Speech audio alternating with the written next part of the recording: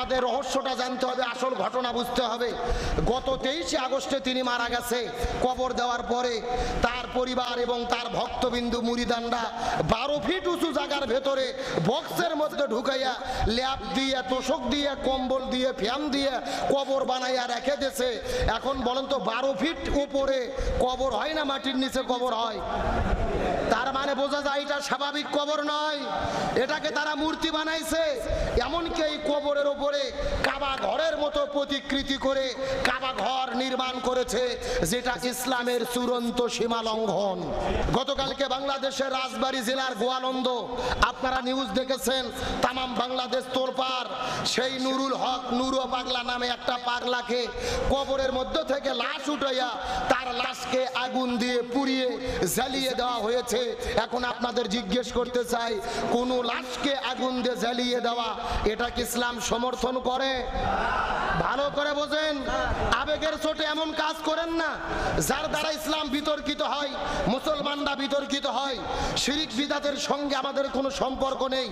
এই যে নুরো পাগলা, এ বেঁচে থাকা অবস্থায় নিজেকে ইমাম মাহাদি বলে দাবি করেছে, নিজেকে রসুল দাবি করেছে, কালেমা পরিবর্তন করেছে, ঈমান আকীদা পরিবর্তন করেছে।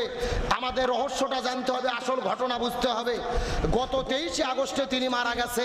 কবর দেওয়ার পরে তার পরিবার এবং তার ভক্তবিন্দু মুরিদানরা 12 ফিট উঁচু জায়গার ভেতরে বক্সের মধ্যে ঢুকাইয়া ল্যাপ দিয়ে, তোষক দিয়ে, কম্বল দিয়ে, ফ্যান দিয়ে কবর বানাইয়া রেখে দিয়েছে। এখন বলেন তো 12 ফিট উপরে কবর হয় না মাটির নিচে কবর হয়? তার মানে বোঝা যায় এটা স্বাভাবিক কবর নয়, এটাকে তারা মূর্তি বানাইছে। এমনকি এই কবরের উপরে কাবা ঘরের মতো প্রতিকৃতি করে কাবা ঘর নির্মাণ করেছে, যেটা ইসলামের চূড়ান্ত সীমা লঙ্ঘন। সুতরাং আমরা বলতে চাই, শিরিক বিদাতের বিরুদ্ধে আমরা কাজ করব, ভণ্ডদের আস্তানা ঘুরে দেব, তাদের বিরুদ্ধে কথা বলবো। তবে মৃত মানুষের লাশ তুলে লাশকে আগুন দিয়ে পুড়ে দেওয়া ইসলাম সমর্থন করে না, এটাও ইসলামের চূড়ান্ত সীমা লঙ্ঘন। আমাদেরকে রসুলের হাদিস ভুলে গেলে চলবে না। আমার নবীজি একদিন রাস্তার পাশে বসে আছেন, হঠাৎ করে একটা লাশ রাস্তা দিয়ে যাচ্ছে, নবী সম্মানে দাঁড়িয়ে গেলেন। একজন সাহাবী বলতেছে, ইয়া রাসূলুল্লাহ, আপনি দাঁড়ালেন কেন?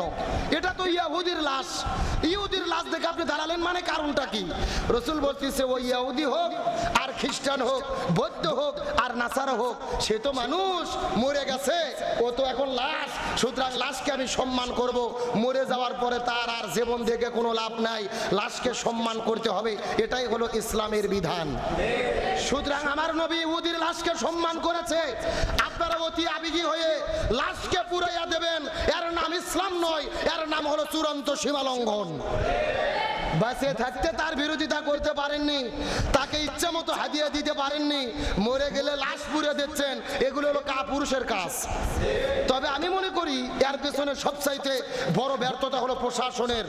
গত মাসের 23 তারিখে মারা গেছে, কাবা ঘর নির্মাণ করেছে কবরের উপরে, এলাকার জনগণ ডিসির কাছে গেছে, এসপির কাছে গেছে, পুলিশের কাছে গেছে, এটাকে বন্ধ করেন। পুলিশ যদি এটা বন্ধ করে দিত, এইরকম দুর্ঘটনা তৌহিদি জনতা ঘটাতো না। এর দায়িত্ব প্রশাসনকে নিতে হবে। তৌহিদি জনতার আবেগ নিয়ে আপনারা কেন খেলা করলেন? আগেই কেন আপনারা ফয়সালা করেননি? আর বাংলাদেশের যারা মিডিয়া আছে, এরা হলো মিডিয়া সন্ত্রাসী, টেলিভিশনে প্রচার করতেছে যে তৌহিদি জনতা মাজার ভেঙে দিয়েছে। পরিষ্কার করে বলি, আজগবি খবর প্রচার করবেন না। বাংলাদেশের মানুষ মাজার ভেঙে দেয় না, মাজারকে সম্মান করে।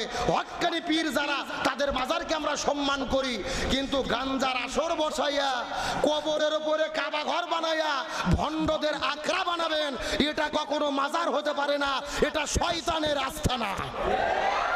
আর শয়তানের আস্তানা শিরিক বিদআতের বিরুদ্ধে প্রতিরোধ গড়ে তোলা, এটা ঈমানের দাবি। কারণ আল্লাহর কোরআন বলেন, ইন্না শিরকা লা যুলমুন আযীম, শিরক হলো মহা জুলুম। কোরআনের অন্য জায়গায় আল্লাহ বলেছে আল্লাহ সব গুনাহ মাফ করে, তবে শিরিকের গুনাহ মাফ করে না। সুতরাং সাংবাদিকদের বলি, হলুদ সাংবাদিকতা বাদ দেন, মুসলমানদের ট্যাগ লাগিয়ে বলবেন না মাজার ভেঙেছে না। আপনারা প্রচার করেন যে ভণ্ড নুরো পাগলার আস্তানা ভেঙে দিয়েছে। আচ্ছা, এই যে মস্তান করে মাজার আছে, আল্লাহ আল্লামা মাইসার বলকি, আপনারা কি কোনোদিন মাজার ভাঙতে গেছেন? তামাম বগুড়া জেলার মানুষেরা সেখানে যায়, কবর জিয়ারত করে। এমনও মানুষ আছে প্রকাশ্য সিজদা পর্যন্ত করে। এরকম লোক নাই? যদিও এটা শিরক, তারপরেও তাদের মাজারের প্রতি ভক্তি আছে, বোঝা যায়। তার মানে আমরা মাজার বিরোধী নয়, আমরা ভণ্ডদের আস্থানা বিরোধী। সুতরাং এই ঘটনা কেন্দ্র করে নিরপরাধ মানুষদের মামলা দেবেন, তৌহিদি জনতাকে জেলে ঢুকাবেন। আমি মনে করি ইমানদারদের বিরুদ্ধে মামলা দেওয়ার আগে প্রশাসনের বিরুদ্ধে ব্যবস্থা গ্রহণ করা দরকার। এরা কেন এই বিষয়টা ফাইসালা করতে পারলো না? এই জন্য বলতে চাই, আবেগ দিয়ে নয়, আমাদের বিবেক দিয়ে কাজে চলতে হবে। আশেকে রসুল নয়, রসুলের অনুসরণ করতে হবে। তার কারণ রসুলের অনুসরণ করাকে বাধ্যতামূলক করে দিয়েছেন কে? আমার প্রিয় বন্ধুগণ, মুসলমান ভাইরা গভীর মনোযোগ লক্ষ্য করুন। সময় যেহেতু কম, কোনো দিকে যাওয়ার কোনো সুযোগ নাই, নির্দিষ্ট দিকে একটা মেসেজ দেওয়ার পরে বিদায় নিয়ে চলে যাওয়ার চেষ্টা করব। আল্লাহ তাআলা নবীজির জীবনটাকে মেনে চলা আমাদের জন্য ফরজ করে দিয়েছেন। যেমন আল্লাহ তাআলা কোরআনুল কারীমের মধ্যে বলেন, ওয়ামা আতাকুমুর রাসূলু ফাখুযুহু ওয়ামা নাহাকুম আনহু ফান্তাহু। সূরা হাসর 28 নম্বর পারা 6 নম্বর পৃষ্ঠা 9 নম্বর লাইন 7 নম্বর আয়াতে কারিমা আল্লাহ তাআলা কত চমৎকার করে বলেন, এই পৃথিবীর মানুষেরা ভালো করে বোঝার চেষ্টা করো। যদি তোমরা এহকালীন শান্তি পেতে চাও, পরকালীন মুক্তি পেতে চাও, নবী যা যা করেছে তা তা তোমাদের করতে হবে। নবী যেটা করে নাই, যেটা করতে নিষেধ করেছে, সেটা থেকে তোমাদেরকে দূরে থাকতে হবে।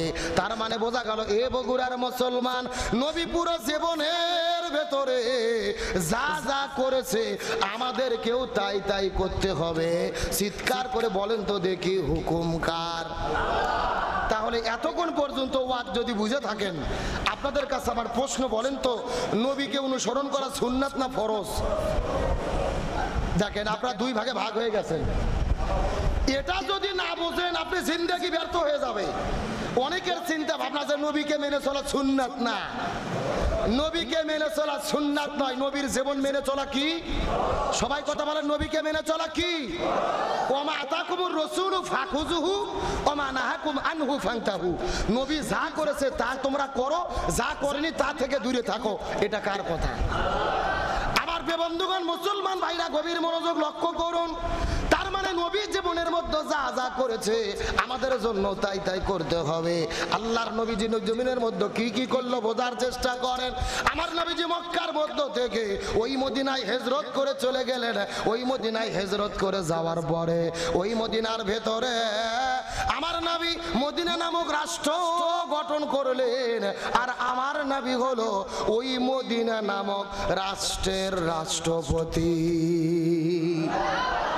আমার নবী ছিল রাষ্ট্রপতি। জোরে বলেন, আমার নবী কি ছিল?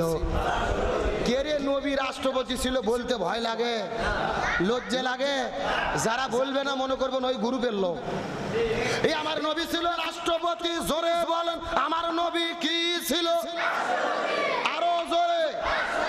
এখন আমি আপনাদেরকে জিজ্ঞাসা করি, বলেন তো বগুড়ার মুসলমান, আমার নবী যদি রাষ্ট্রপতি থেকে থাকে, ওই নবীর তরিকায় আমাদেরও রাষ্ট্রপতি হওয়ার দরকার আছে না নাই?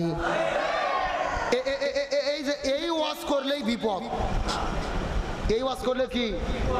আমরা যদি বলি খাবার পরে মিষ্টি খাওয়া সুন্নাত, সবাই বলে সুবহানাল্লাহ সুবহানাল্লাহ, তার মানে আরো খাবার চাই। কিন্তু আমরা যখন বলি নবীর তরিকায় রাষ্ট্রপতি হওয়া সুন্নাত, নবীর তরিকায় জিহাদ করা সুন্নাত, নবীর তরিকায় জালেমের জুলুমের মোকাবেলা করা সুন্নাত, তখনই কিছু কিছু লোক লাভ দিয়ে উঠে বলে, এই হুজুর মনে হয় রাজনীতি করে।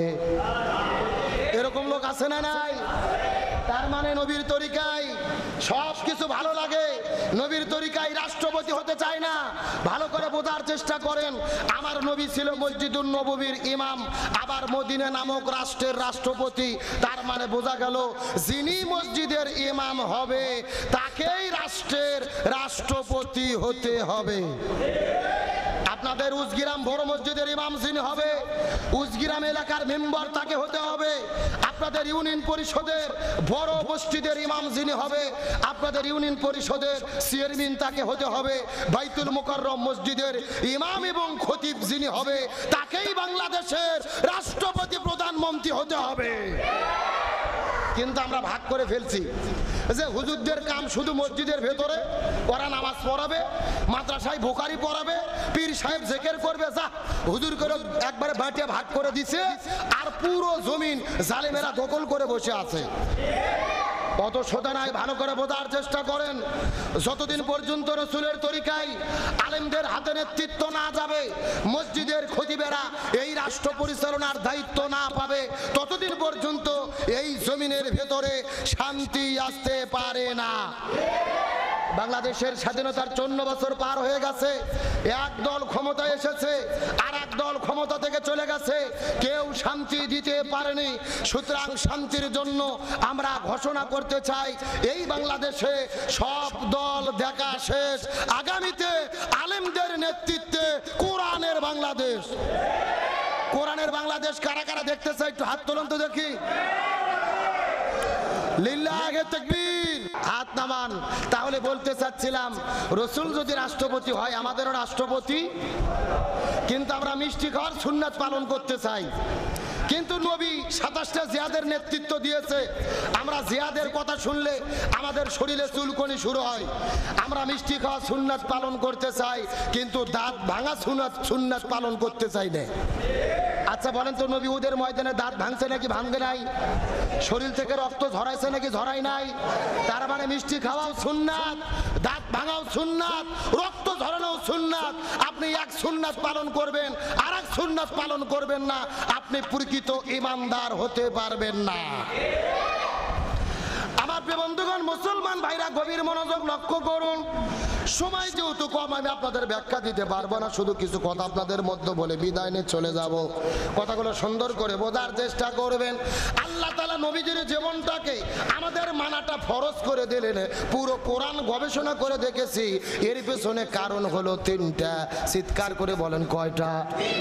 আল্লাহ 3টা কারণে নবীজিকে অনুসরণ করা ফরজ করে দিয়েছেন। তার মধ্যে প্রথম নম্বর কারণটা কি? এই সম্পর্কে আল্লাহ কোরআনের ভেতরে কত চমৎকার করে বলেন। আল্লাহ তাআলার ঘোষণা, লাকাদ কানা লাকুম ফি রাসূলিল্লাহি উসওয়াতুন হাসানাহ। সূরা আহজাব 21 নম্বর পারা 19 নম্বর পৃষ্ঠার 2 নম্বর লাইন 21 নম্বর আয়াতে কারিমা আল্লাহ তাআলা কত চমৎকার করে বলেন, হে পৃথিবীর মানুষেরা ভালো করে বোঝার চেষ্টা করো, আমি নবীজির জীবনের ভেতরে শ্রেষ্ঠ আদর্শ দান করেছি। সুতরাং যদি তোমরা শান্তি পেতে চাও, এই জমিনের ভেতরে কোনো নেতার নেতৃত্ব মানা যাবে না, কোনো নেতাকে অনুসরণ করা যাবে না। উম্মতি মুহাম্মাদি বলে যদি তোমরা দাবি করো, রসুলের মধ্যে আমি আল্লাহ শ্রেষ্ঠ আদর্শ দিয়েছি। নবীর জীবন ছাড়া কারু আদর্শ মানা যাবে না। এই কথাটা ভালো করে বোঝার চেষ্টা করেন। ইমাম বুখারী রহমতুল্লাহ আলাইহি বুখারী শরীফ লেখার আগে এই জমিনের মধ্যে তিনি একটা কিতাব লিখেছিলেন, যে কিতাবের নাম হলো আল আদাবুল মুফরাদ। এই কিতাবের মধ্যে তিনি বর্ণনা করে বলেন, হাসরের ময়দানে আল্লাহ তাআলা 6 প্রকার মানুষদেরকে বিনে হিসেবে জান্নাতের মধ্যে দেবে। তার মধ্যে প্রথম নম্বর হলো তারা যারা জমিনের ভেতরে নবীকে বাদ দিয়ে অন্য কারো আদর্শ গ্রহণ করেছে। নবীকে বাদ দিয়ে অন্য নেতার আদর্শ মানলে কোথায় যাওয়া লাগবে? আরো জোরে বলেন। এখন আপনাদের জিজ্ঞেস করতে চাই, এই বাংলাদেশে আমরা কি সবাই নবীর আদর্শ মানি? জোরে বলেন, সবাই নবীর আদর্শ মানি? কেউ বাবার আদর্শ মানে, কেউ চাচার আদর্শ মানে, কেউ আপার আদর্শ মানে, কেউ ভাবির আদর্শ মানে, কেউ দাদার আদর্শ মানে। পরিষ্কার কথা, নবীকে বাদ দিয়ে বাবা, চাচা, খালু, ফুফা, কার্ল মার্কস, লেনিন, মেলি আর মেকিয়াভেলির আদর্শ যারা গ্রহণ করবে, এরা কখনোই জান্নাতে যেতে পারবে না।